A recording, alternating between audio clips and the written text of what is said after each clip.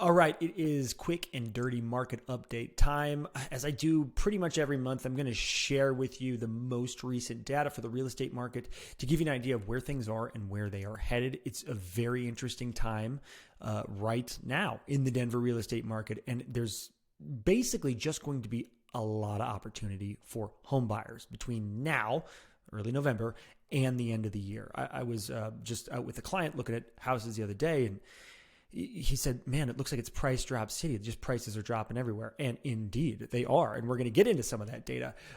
But that opportunity is a very unique opportunity that is present right now, much the same as it was at the end of last year. And then early on in 2023, things changed.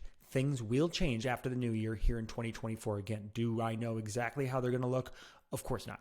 But I know that they are going to change, and some of these opportunities for buyers that are available right now are going to dry up.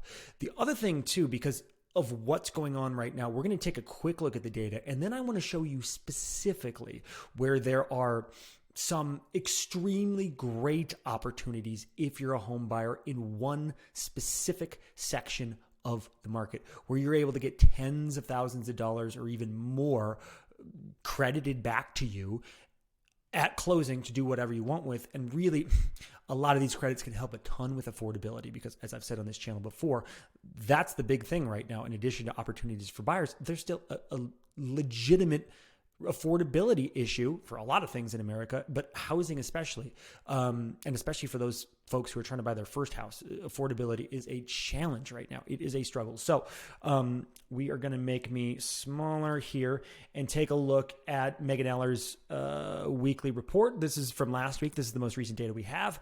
Like I said, I don't want to spend a ton of time on this, but basically I'm going to move myself over here. Month supply of inventory. This is the number we measure. This is what I talk about all the time. This is so basically, okay, I'll move myself again. This is the black line right here. You can see what's happened since basically April, May. It has gone steadily up. It is at about 2.5 months supply of inventory right now. That is significant compared to where it's come from, under 1 month of supply, even earlier this year. Again, as I say all the time, to have a balanced market, that's 6 months of supply. So we're still in a seller's market. We're still not at balance. We don't typically get balance here in Denver, but it's a much more buyer-friendly market than we're used to, and that's why it seems like it favors buyers in so many different ways. If you look at last year, you can basically see that it followed a similar path, right? It was really, really low here, and then it crept up, and there were some big outlier weeks that were just crazy big pops of month supply of inventory, but basically it followed this normal curve, but it peaked at about 2.5 months of supply, not counting the outliers, before the end of the year. This time of year right now, but it was lower. It was at about 2 months. But right now to go up to 2.5 months, that was a pretty big jump from the previous week. Is that going to be an outlier week? We'll see. Maybe it is, and maybe it kind of pops back down a little bit next week. But really what we're seeing here is it follows a more linear way up than it did last year. So right now, we'll see if this is an outlier or not. But if not, we can expect this to even creep up more between now and the end of the year. It could go all the way to 3 months of supply. All this just to say, more supply, more opportunities there are for buyers, even if supply is still historically low, and if buyers have had a tough time affording a lot of these places because prices have stayed high. Going on to the next slide. This is odds of selling by week. So you'll see the odds of selling here. Basically, it just means this is the odds that you'll sell your place if you list, based on all the properties that went active and then went under contract. It has come down. It is so sitting right now at 41% odds of selling. That is down a little bit from last week, but also down 3.5% from last year. So a little bit lower than last year as well. Coming up here, this is active units for balance. This is what you're seeing. Again, I want to look at this compared to last year. So currently, we have 40% of balance, 40%, almost 41% of a balanced market. Geez, that was a terrible circle by me. That's actually up 5% from 1 year ago. So again, up higher, more inventory, closer to a balanced market this year than it was this same time last year, following a similar pattern from what happened last year, but a little more extreme, if we can say that. Showings per listing right now, we're at 1.3 showings per listing per week. That is down 13% from 1 year ago. So follows the same pattern. And showings to contracts, how many showings you need to have to go under contract on your home. It is at 14. It's been around this number for a while, and that's basically flat from what it was last year. And then this right here is median days on market. We are up to 24 median days on market. And you can see it's the same thing. It's following a steady curve of going up, a little different. Actually, it spiked hard last year, so a little different from that this year. But same type of trend, same thing happening. And then this one right here, this is price reductions on all pending transactions. Of all the pending transactions, how many had at least one price reduction? We want to look at the decrease, 49.6%. Half of properties that went on a contract had at least one price reduction. Now that is up from, that's down 7% from 1 year ago. So very high. Last year, this was kind of the first time this big shift had happened, and this year is mirroring last year. So it's kind of the second year in a row. So sellers are knowing what to expect a little bit more ahead of time than they did last year. That's why I see that change of fewer price reductions compared to last year, but still half of the homes that are going under contract had at least one price reduction. That's big. Okay, so before we move on to the next thing, basically, why do I show you this stuff? To put it in context, what does it mean for you if you're considering jumping in the real estate market or are in the real estate market at all? Make myself big just to make this point real quick. If you are a buyer, you have basically 2 months, a time period where there will be unique opportunities for you. Are there still going to be opportunities in the spring? Yes, but it should follow a similar pattern to last year where a lot of opportunities, a lot of homes sitting on the market in the winter months. Then after the new year, that market tightened up, more buyers came out, and a lot of those concessions went away. Did interest rates drop? That caused that new pop in the spring? No. Interest rates are a factor, but we can't expect them to drop significantly anytime soon. Again, anything can happen. But point being, seasonality will make it a tighter market even without a change in interest rates. And so that's what we can expect. If you're a seller, if you're thinking about selling, and if you're simply selling and not going to be participating on the buy side, I would wait until after the new year. That's what I'm advising all of my people to do that are only selling. If you're selling and buying, you're sort of insulated from market dynamics because you're going to get the good on one side and the not so good on the other side. So it's totally up to your situation. Basically, if there's somewhere you want to buy, it makes sense to do it now. You're going to get some benefits on the buy side. You're probably not going to make as much as you would in next February or March on the sell side. That's just the truth. So, pick your poison basically. But if you're only selling, and you can, it depends on your situation, but I'm typically advising people to hold off if at all possible. Okay, so about these opportunities for buyers, I went to the MLS and I pulled 4 random new builds. So these are from 684,000 to up to 900,000.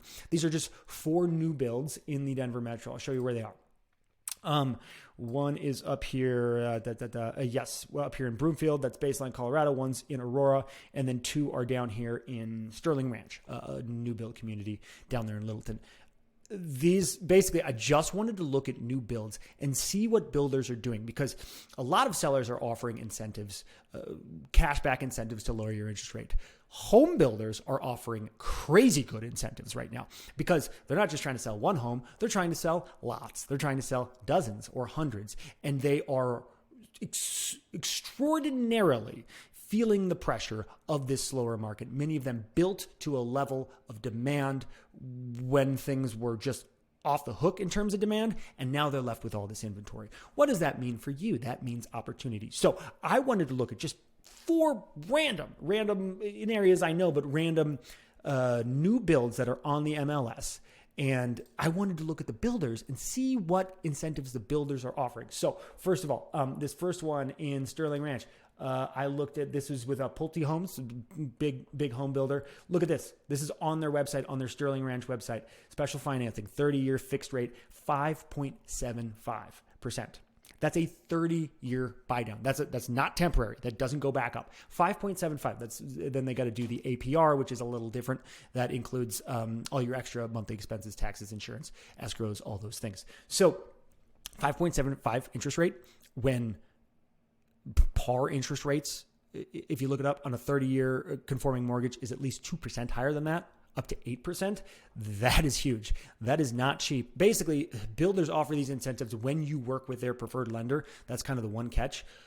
That may not be an option for you. For most people, it is. And they're giving you tens of thousands of dollars to buy down this interest rate. So Pulte is advertising, if you work with their lender, 5.75 interest rate. You would be thrilled to get that on the open market right now. That's the first one. The next home was a Century Communities home.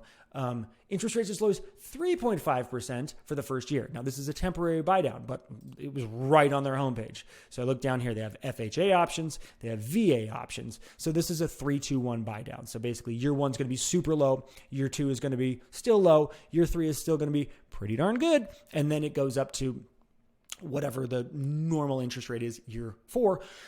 The idea here being you're buying yourself some time to refinance in this period. At some point, if interest rates drop, you're going to refi into a more palatable 30-year fixed mortgage, assuming they drop. If they don't, that's the best rate you're ever going to get. So there's that.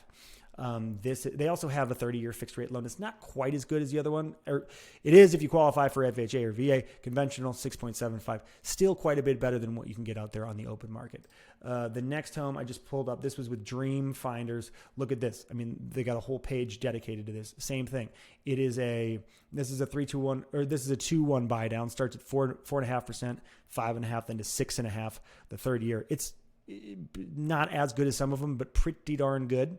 And then Baseline, Colorado, Berkeley Homes. There's a bunch of builders up there. Baseline and Broomfield. It's a nice new development up there near Boulder.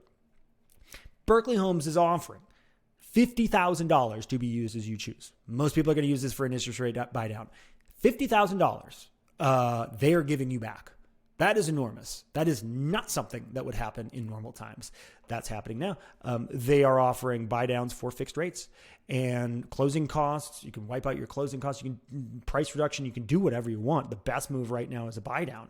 $50,000. The thing about temporary buy downs, why a lot of people are doing them, is because it buys down the rate more and it's cheaper. For a normal home purchase, you might need $12,000, $15,000 to do a 2-1 buy down, a buy down for those first 2 years. Well, $50,000 can get you a really good buy down on a permanent basis on a 30-year mortgage.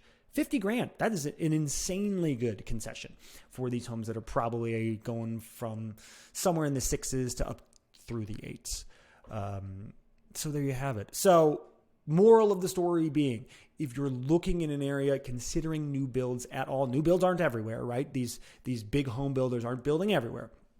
But if you're considering it at all, now is a great time to get under contract on one of these homes with one of these home builders and get these massive concessions to make your monthly payment much more affordable. No matter what happens, if a better interest rate comes along, you can always refi into that. It's always the case with almost every loan product. So there you have it. Hopefully this is helpful. Love you. Talk soon.